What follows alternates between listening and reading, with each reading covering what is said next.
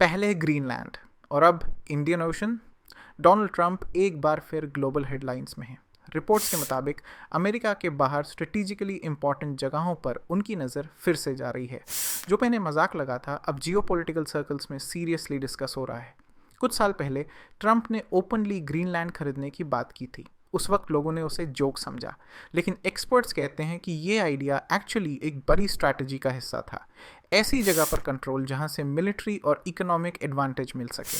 अब focus Indian ocean के एक आइलैंड पर जाता दिख रहा है। ये आइलैंड छोटा हो सकता है, लेकिन इसकी लोकेशन बहुत पावरफुल है। ये टूरिज्म या पॉपुलेशन का गेम नहीं है, ये पावर, कंट्रोल और ग्लोबल रीच का गेम है। इंडियन ओशन एशिया, अफ्रीका और मिडिल ईस्ट को कनेक्ट करता है। हर साल $1 ट्रिलियन का ट्रेड और ऑयल सप्लाई यहीं से गुजारती है।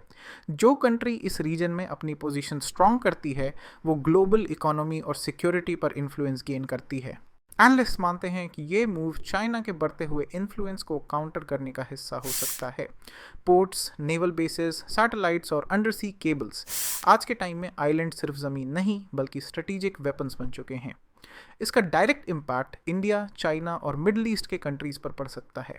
एक छोटा सा चेंज पूरे रीजन के पावर बैलेंस और अलायंसेस को हिला सकता है। तो असली सवाल ये नहीं है कि ये पॉसिबल है या नहीं। असली सवाल ये है, क्या ये लॉन्ग टर्म स्ट्रैटेजी है, पॉलिटिकल प्रेशर टैक्टिक है, या फिर एक नई ग्लोबल पावर वॉर की शुरुआत।